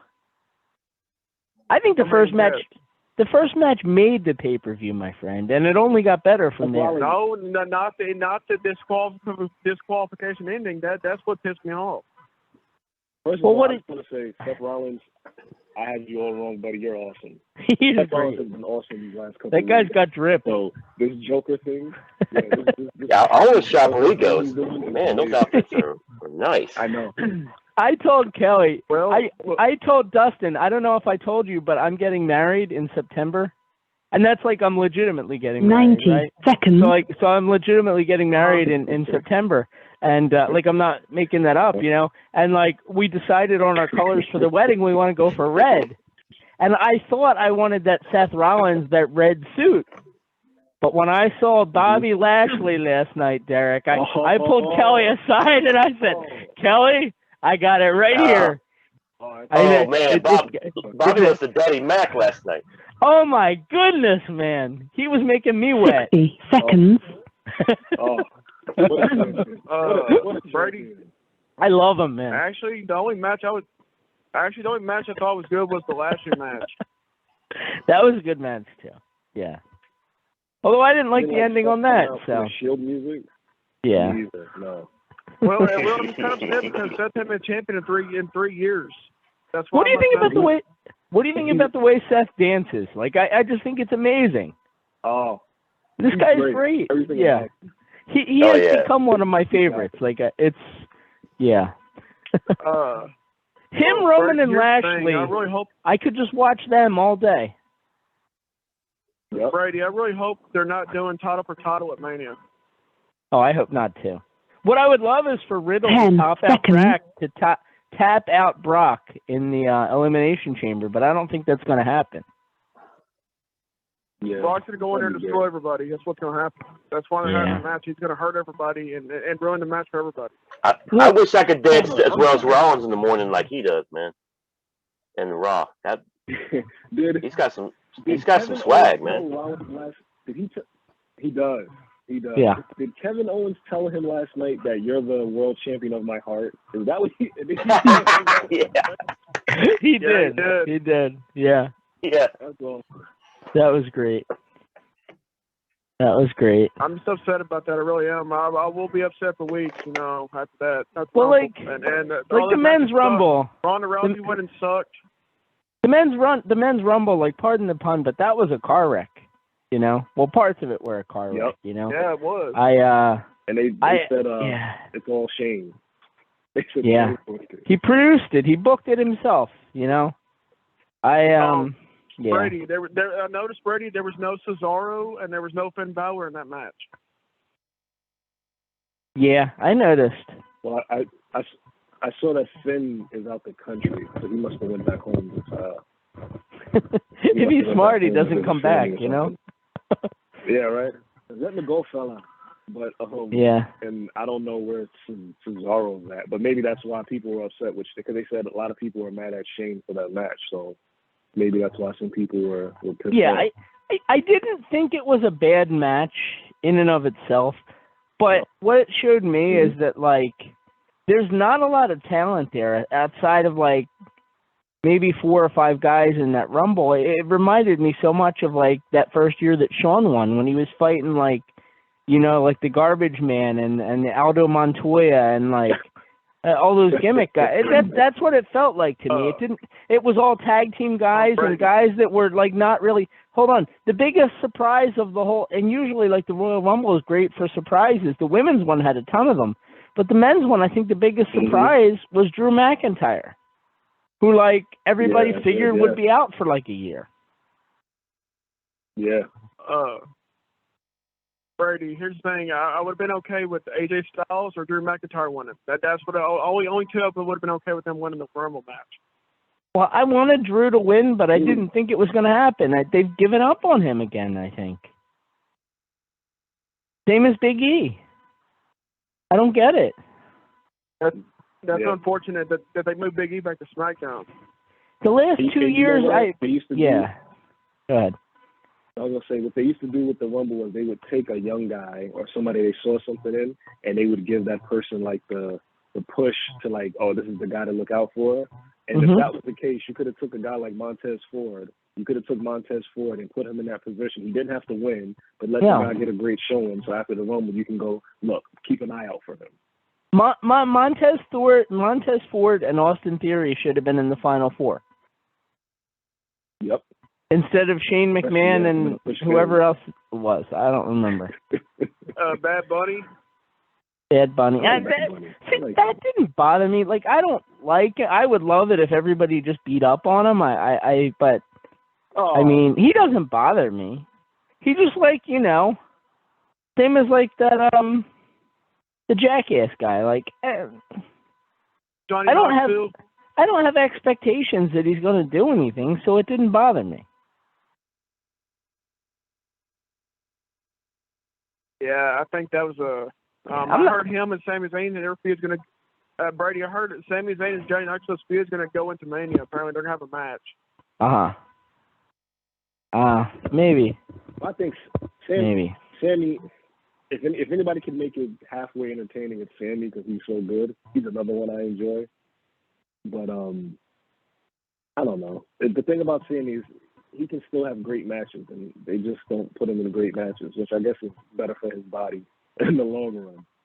I thought, yeah, like Patrick, our co-host Patrick thought he was convinced that Sammy or Kevin Owens was going to win the Rumble because they both just signed new deals.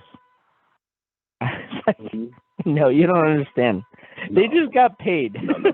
That's all that was. Is they got paid. Yeah. They got hush money to stop talking about AEW for 2 years.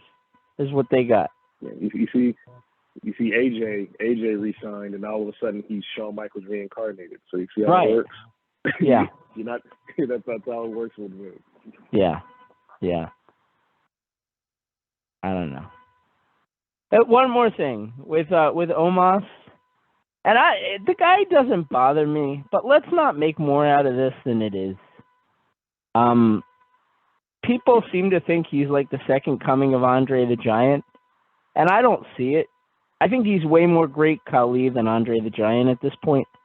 I think they probably rushed to put him in this spot, and he really could have benefited from being outside the ring watching everybody else for a long while still. Yeah. I don't see it, you know. Yeah. And they'll burn out on him because he's not that good. And you'll hear it like I heard The Undertaker and Kevin Nash. I heard both of them say he can be a star. I believe Undertaker said, you know, there's only one Andre. He goes, but Omos has it's something special about him. So I guess we have guys like that saying something. Yeah. They see something, but like you said, he shouldn't be. No, he shouldn't be where he's at yet. Not yet. If you wanted to keep him as AJ's bodyguard and let AJ be AJ, maybe that would have been for the best. But he shouldn't be a singles guy right now. And if you want him working those matches, then I would put him down in NXT and have him be Killer Cross. Exactly. That's and let him learn as he goes along. Right. And killing those guys. So, yeah, it's great that he has potential. I just think he's got a long way to go before he gets there. Just my opinion, but yeah. Okay. I think that's about it, though. Did you have anything else for this week? Anything to mention or to bring up or to plug or? I'm trying to think. No. These shows have been really fun, by the way. Like, I feel like we're really starting to get back to the wrestling talk, and it's been good. Just wish WWE would give us, something to work with. Well, I know. You know what? I used to always think, well, we're on the road to WrestleMania. Things are gonna start working, but now we have a Saudi show in between the Rumble and Mania. So yeah, now I don't know. Well, at least it's an elimination chamber. Like in the past, we would have gotten an elimination chamber and then a Saudi show a week later. That's true. Yeah, so at least we get so the Band-Aid off. Yeah, and not only that, but they're like putting it on like a Saturday. Like in the past, the Saudi shows have been like a Thursday at like noon, like when no one can watch it.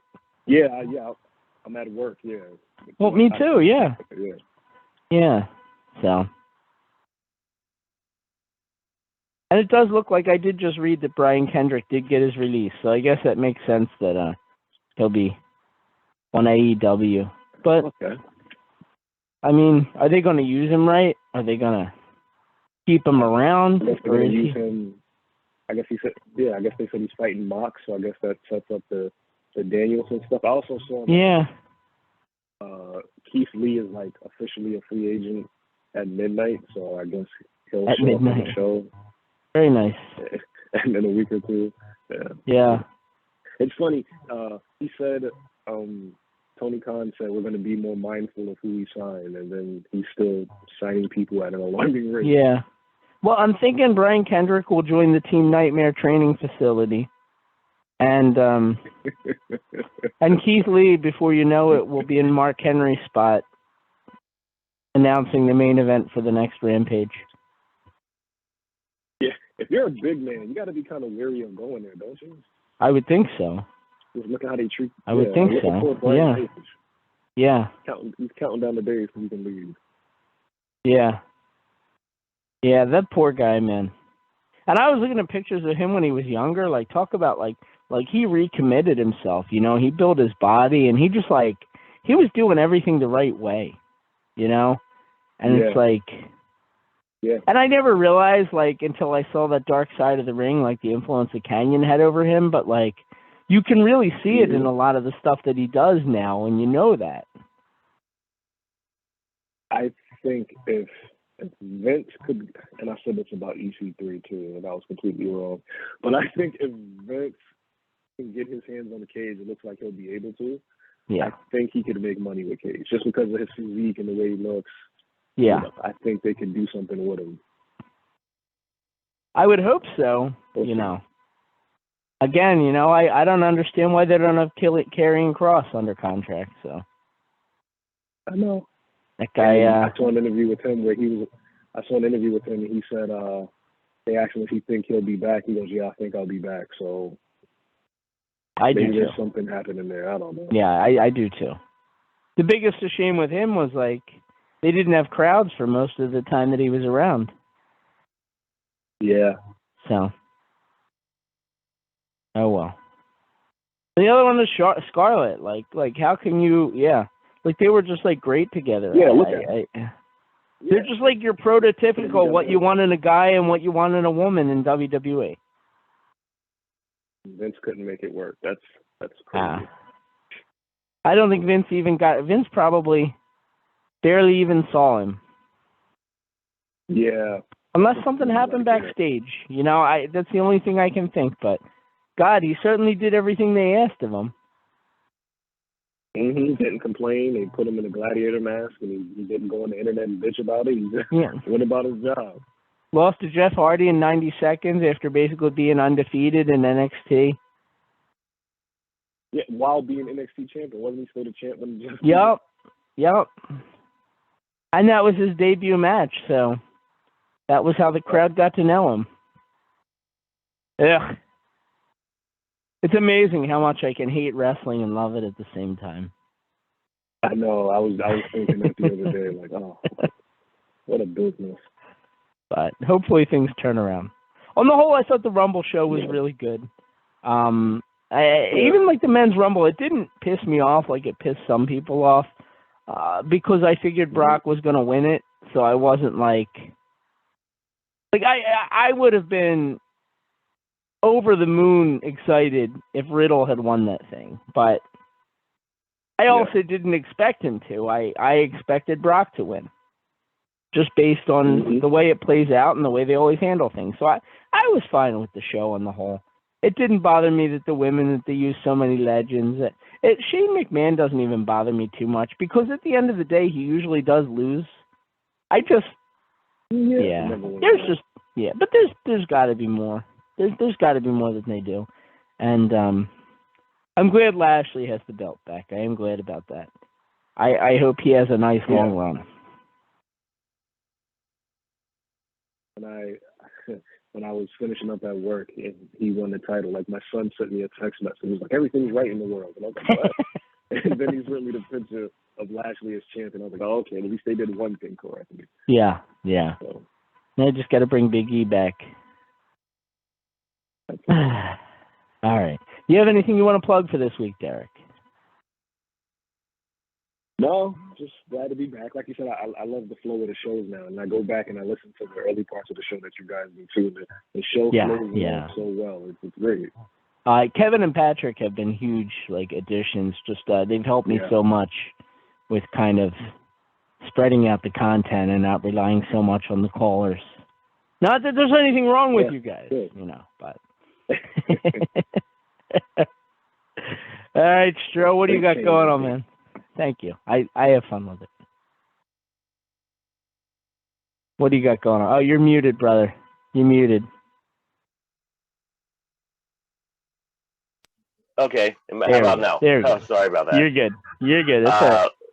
Thursday night, WCW Retro, 9 p.m. Eastern Standard Time. We're right here on VOCNation.com. We'll be discussing the most underrated in pro wrestling history. So if you have an underrated star throughout the years that you'd like to share your thoughts on, please call in. And this Friday night at the Stro Zone, my Hard Sci-Fi Show at midnight Eastern Standard Time on my Facebook page, which is facebook.com/StroTheMaestro. The feature this Friday night will be the Phantom from 10,000 Leagues. So please tune in for that. It's always a pleasure. I've been loving these shows recently. I mean, like you guys said, so much chemistry, so much flow, and it's been such a blast. Oh, for sure. It's been absolutely great. And I want to thank all you guys. Once again, thank you all the support for everybody with the cast and the crew. You guys have been absolutely amazing. Thank you to everybody that helps out with VOC Nation in each and every way. If you're interested in joining the VOC Nation, we're actually looking to expand, build out again, and add some more content. So hit me up if you'd like. Just send an email to my personal email. It's easier that way, bradyhicks@gmail.com. And just send me a sample, maybe a proposed idea for a show, or we'll take a look at it. And if it's good, I have no reason to think it wouldn't be if you listen to us, then we'll be sure to get you on the air as well. Thank you to the callers. Thank you to the best cast and crew I could ever ask for. I also want to mention March 26th, ECWA Super 8 tournament returns to Morganville, New Jersey. This is the sorry about that. This is the Super 8 tournament, March 26th at the Jersey Dugout in Morganville, New Jersey. Encore Moore is going to be part of the tournament, as well as Travis Huckabee. Sorry, I'm going down the list here. I thought I had a list handy, and I don't. You know what? There's a bunch of really great talent, great young independent stars. I'll have the list for next week. You should know that Ricky Morton's going to be part of the show, too, and it's going to be absolutely amazing. For tickets and information, visit ECWAWrestling.com. And next week, we are, and I know I said it last week, but we pushed it back a week so Patrick could be on for it as well. We're going to have Colin Hunter from Kayfabe News going to be joining us on the program. Yes. So I look forward to that. Can't wait. That much is true. And we're going to have a great time with Kayfabe News. Fantastic site. Just celebrated 10 years, Stro. 10 years of Kayfabe News. That's awesome. If you can believe that. Yeah, very cool. He's a good guy. He's a good guy. So everybody take care. Be good to each other. Love you all very much. Take care. We'll talk to you real soon. Bye-bye.